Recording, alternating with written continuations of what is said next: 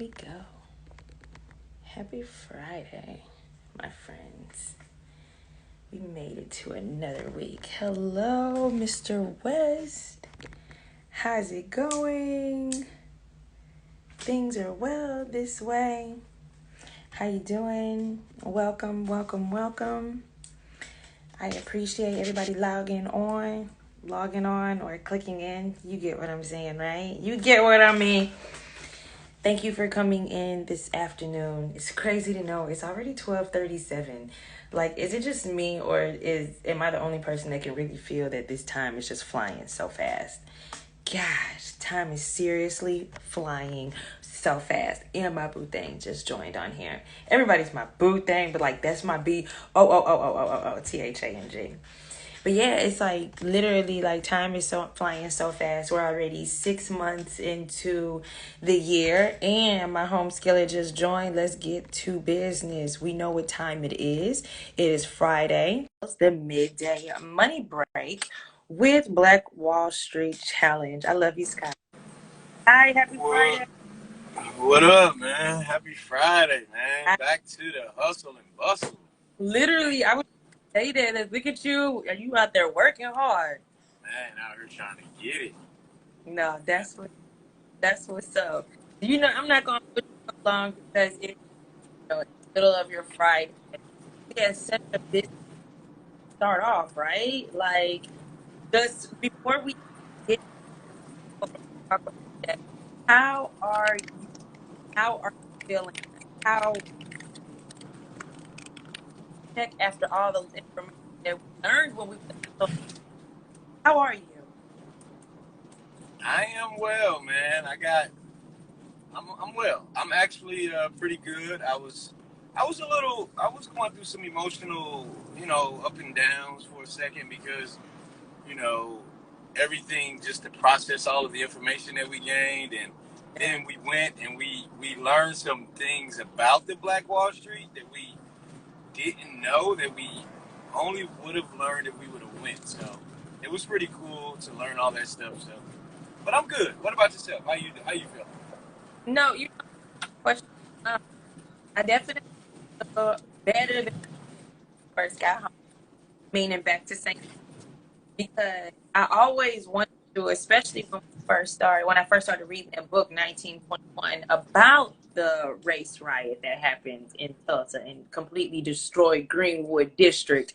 It was something that I knew I wanted to check out, but actually being there and walking down the streets where actually Black Wall Street, Greenwood District, even though it's rebuilt on a very small, minute scale, but just walking the streets of where all those, very successful businesses were, and to see how they are now, and to see what it is that where we can go, as in meaning like our community. Yeah, I had a lot of different emotions, you know what I mean? Like, and like you said, when you started explaining how you're feeling, same thing this way. The information that we ended up learning about our Tulsa, we went down there, which I never would have all the research that we find out the truth actually got there. Like that's something so but that I feel I feel very inspired, and I love what you do here on Fridays at 12:30.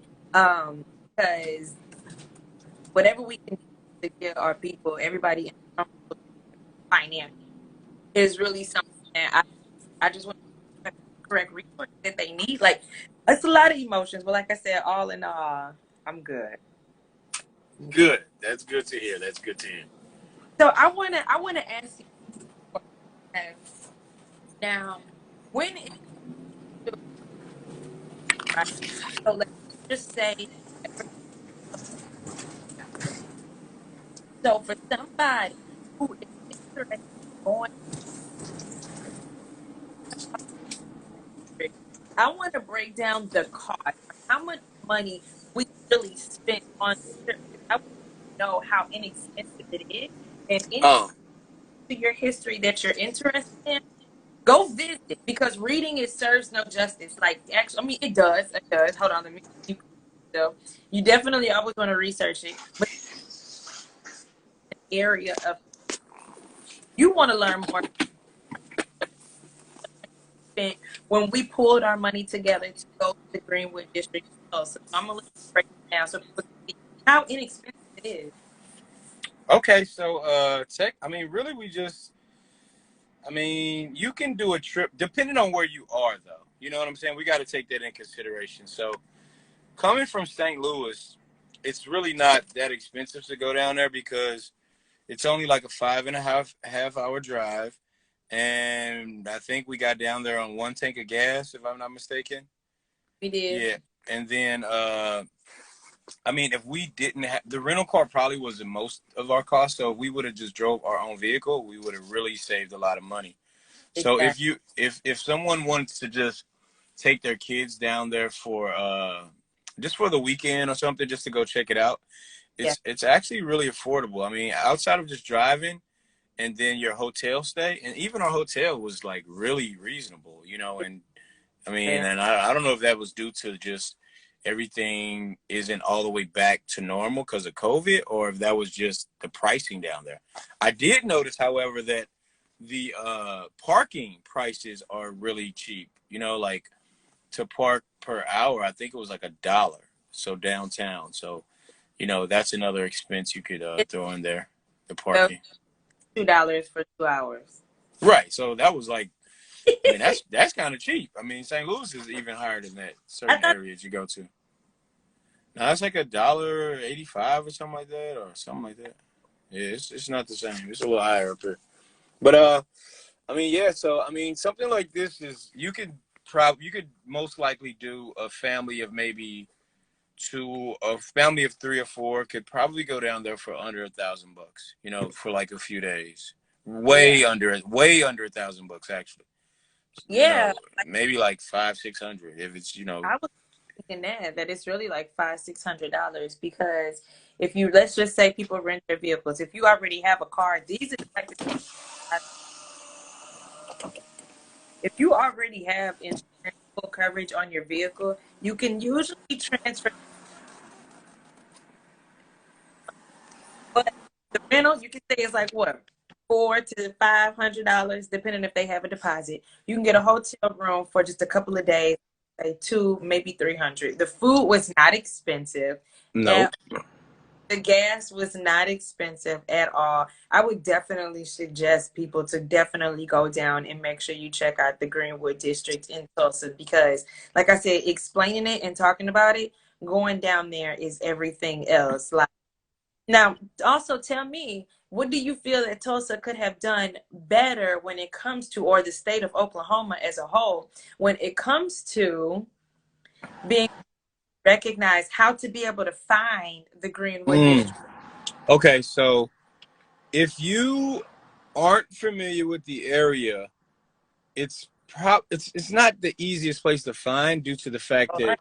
Tulsa, the city, they don't really have any signs off the highway. So I think that's something that the city should do because first off, it'll be great for just the history, and it'll be Yeah. great just you know, it's a tourist attraction. I don't know why. I mean, I can see why. I got an inkling of why they don't want you to put the signs and stuff up because then they would have to, you know, they'd have to acknowledge it more. But I mean, with the world waking up and opening their eyes up to these massacres like this that have happened all over. I mean, when you think about the Black Wall Street and what happened out there, I mean, that wasn't the first and last time that it happened. I mean, there were other incidences similar to that. Now, that was one of the only times that they actually used American bomber jets to destroy a city. But as far as leveling a city, it's not the first time. But I think that Oklahoma themselves should definitely implement some sort of, you Yeah. know, sign off the side of the highway at least to say, hey, this is the Greenwood District, you know, because it might generate some more money and like, you know, for tourists and stuff. So they Yeah. definitely got to get on that. Oh, they definitely do. That was something that definitely it just shocked me when you're on the highway. Actually had a sign honoring all the people who died on 9/11. Mind Right. you, New York, okay? That That was was New shocking. Oh, it was very shocking. You know, That I was don't. very shocking. It did not make even any sense to me. I'm like, okay, but they're honoring, and I'm not, not saying that it's not important to honor, the people who died on 9/11, but we're not even honoring Black Wall Street, what it has done for our community. Like that really just kind of that set the tone as when we came into the city, where Oh, I that was like, definitely did. huh, That here. definitely set the tone. Definitely set the tone because, I mean, that was the first thing I think we noticed when we was driving in. Like, wait a minute, there's no sign for Black Wall Street, but they got a sign for like a whole memorial set up off the highway honoring the people of 9/11. Which, like you said, we're not taking away from that, but it's just shocking that this incident that happened halfway across the globe from Tulsa is being recognized, but they're not recognizing the things that are going on right in their own backyard, which is it was Yeah, kind of crazy, man. That was kind of crazy. it was. And the other part that was kind of crazy was seeing how you read the rumors about how it was very so much on a hush hush situation, but to get to the city and meet some of the locals and to find out that that really was true. Nobody wants to talk about what happened on May 31st, 1921. Nobody. And I'm talking about this was something that was across the board that I learned. I mean, from Black people to white people. Like nobody wants to talk about what happened, but yet every year you all are having a festival. You're having some type of memorial honoring the people who died, but y'all don't want to talk about it on the other days of the year. Think about some of the people that we met that were clearly healthy adults with kids and everything, went to high school in that city, to the all black high school, right? Didn't even Washington know. did not even went to the same school. Booker T. Washington High School was actually like a refuge spot for people when everything first happened, where everything got bombed up and people trying to find a safe spot. That high school was one of the safe zones, and they weren't even teaching the Mm. history of Greenwood District to the students that came to the school. Like that was crazy. I That's don't. insane. That Yeah, is insane. That is insane. But yeah, but but I mean, when we think about that though, we can even think about St. Louis the same way. I mean, because how many of us were actually taught about the race riots that happened in St. Louis? Like, I fact. mean, I didn't. You know what's crazy? I Was didn't learn about the Black Wall Street until my mid 20s, right? Now, right. I didn't. Now, when I learned about that, I didn't. It kind of just I just jumped down that rabbit hole, not Yeah, knowing that all of these other, you know, cities had similar events. Like I didn't even know that St. Louis had an event until I learned about the one that happened in Tulsa, which was yeah, crazy because I was thinking like, wow, they didn't even teach us that in school, and we live right here, and that happened like not a right. hundred years ago. It was crazy. Yeah, yeah. What do you feel? How how do you feel that that information can be changed? How do you feel that this narrative can be changed, especially after you being empowered and so inspired after your most recent, because you've been before, but after your most recent trip to Tulsa? What is something you vowed to always do after that? Well, I will always continually tell people about it.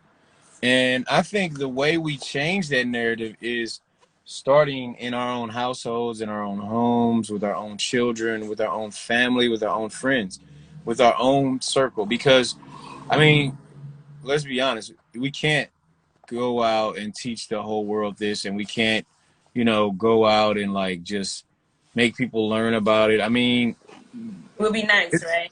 yeah, it would be nice. But I mean, the one thing I can do myself personally is inform those that are in my circle, and that being my children and my friends and family. And most of my friends and family know about it now because of the work we've been doing. But it's sad to say that I taught a lot of them about it, and I hope that they're doing the same and telling somebody about it too. But not in a way that we get upset, because sometimes you tell somebody something and they get upset, they get angry. I want to learn from it and also try to restore that Black Wall Street. way of thinking and that mindset, because really the town itself is gone, but the mindset remains. So the whole idea of showing love to each other, showing love to black businesses, challenging them to do the same thing, and just the idea of the Black Wall Street Challenge itself is our way of just giving back and keeping that dream and that mindset alive, because that's the part that I think we really got to hold on to. Because if we sit back and just reflect on all of the negative, crazy ass, you know, things that have happened, just like Black Wall Street, Yeah. the destruction of it. I mean, we would just it would bring you down. Like, you would be so depressed every day. Yeah. So what we have to really do is focus on like the good things about it. Like for instance, our people were enslaved for hundreds of years, right? They were freed. And look at the beauty look at what they did. Like, Yeah. look, they created cities all over the country, just like the Black Wall Street, just Yeah. like Greenwood. We had to. So that is a testament to the resilience of our people. So it's like, we cannot just sit here and reflect on the negative side of it and get down about it. And even, let's not even use it as an excuse to not build. Let's not say, hey, well, we can't do that because people do say that we can't do that because all they're gonna do is destroy it. No, we can't give up. We have to keep pressing on, and we have to do what our ancestors would do, and that's rebuild and restore, and and just get it. Hey, regroup, get it. We just got to go back and do it again. No, real talk, real talk. Well, with this being the midday money break, and we hop in and we hop out. Another question that I want to ask you is, what would you like to go into this weekend with some advice when it comes to your money? What advice do you have for somebody who's watching now or somebody who is going to watch this later?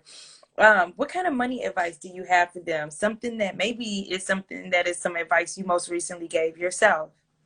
Got it. Okay, so uh, my advice and also my challenge for everyone this weekend is to go out and show some love to a black-owned business first and foremost, right? Yeah. Challenge them to do the same, and then when you get home that evening, go on Google, go on Yelp, go on Angie's List, go on that site for that business, and leave them a 5-star rating and a review. Okay, so what we're going to do this weekend is we're going to go back and revisit every business that we hit. We're going to Okay. revisit their pages and their sites and all of these third-party sites, and we're going to leave reviews. And we're going to leave 5-star ratings and reviews. And what that does is that streamlines customers right to that business. That is one of the most powerful things you can do, and empowering things you could do to your local black businesses and just to black businesses, is leave that review. You have you have a bad experience, and the first thing you want to do is you want to say something about it. You have a good experience, you put it on the back burner. You take it for granted. You don't even think about how important it is to show love to these businesses by going on these other sites. And that is Yeah. what I want everybody to do for this weekend. I want everybody, the midday money break crew, I want everybody to go show some love to a black business. And even if you don't have the funds, don't and there's no pressure. We understand it's not always a good weekend to go out and shop black. But what you can do is you can revisit those good experiences you have had at black businesses. You can do that all weekend. You can do that from the comfort of your bedroom or your couch. You can Yep. use your phone right now as soon as we get off and just say, hey, you know what? I don't got the funds to go shopping and ball out of the black business this weekend. But what I do have is a whole bunch of memories from the good experiences I've had at black businesses locally, and I'm about to go leave them all a review.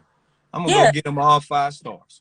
You can even start small. You can start with who your barber is. You can start with who your beautician is. Like, it's easy to find a black business that you support. So what mine is after the trip, after the visit, and again, this is something that I always thought about, but to be able to continue to hear it, right? Um, oh, you so nice, Tony. Thank you. Yes, in real life I am. Thank you. So, my piece of advice is, and one thing that I heard numerous people say down in Tulsa is if you want to figure out a way on how you can create generational wealth for your is, and even if it's a legacy that you want to continue on into your family, because we all think about things in our generation that have been passed down to us that we don't quite like, but we see how it got passed down to us because of the lack of knowledge our parents had, the lack of knowledge that our great parent, our grandparents had, and so forth. And it's nothing bad. It's just it was passed down to us unknowingly. But we're in a different age now where we know some things better than what they do. So my piece of advice is if you don't have income protection, if you don't have protection over yourself, because as me being a mom, when I look at my kids and when I talk to them, I let them know I'm teaching you certain things because I know you're going to teach it to who? One day, your kids. So we already think like that, but how about we use those same principles and that same mindset and make sure that we're protecting our money, our income that we have coming in. And if you don't have much of an income, but you know you can afford life insurance to cover yourself, it's cheap as $1 a day.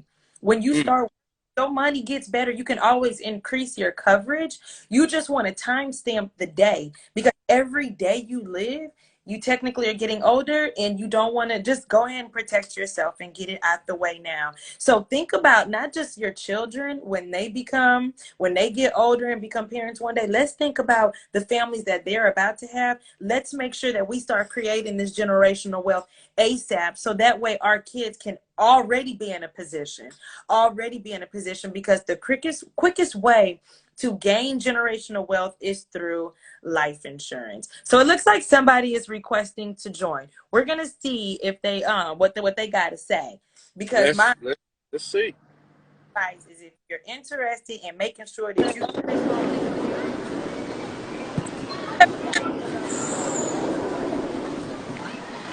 Peace, family. What's good? Oh, sounds like they having some technical difficulties. literally it Uh, does. well, let's hope that it comes back online. But until then, I definitely agree with you on that, and you guys definitely should take her advice on that. And if you need somebody to get that insurance from, she definitely sells insurance. So if you want a policy, go ahead and reach out to her, man, because she's so right. The quickest way to pass on that wealth is if you pass away, is leaving some benefits and not some bills. So you know what I'm saying? We definitely need to make sure that we can leave benefits and not bills. So one way to Absolutely. do it is to get you a life insurance policy that you can leave for your kids and family. Don't think that it's expensive because it's not. Also, if you currently do have a life insurance policy, because what I hear a lot from people is people will say, "Oh, I'm protected through my mama got me," but your mama is not going to get it. Two, the age. Three, it's a limit on how much money you can get covered, and then that's what three. Fourth, my thing is your mama got herself protected, but you got to protect yourself, especially if you have a family, because your kids are not protected on individual. That's a They're fact. too. So if you have questions about a policy that you already have, you may notice that you have whole life. Term is the one that we want. You just may have questions. Holla at me. That's what I'm here for. But yeah, the biggest thing is this weekend, use some time to dedicate and write a review or two, three or four, five Yes. to a black business, even if you can't visit them this weekend, but you have previously. Black Wall Street is challenging you to do this weekend. So we both got some homework for you. If you need coverage, I got you.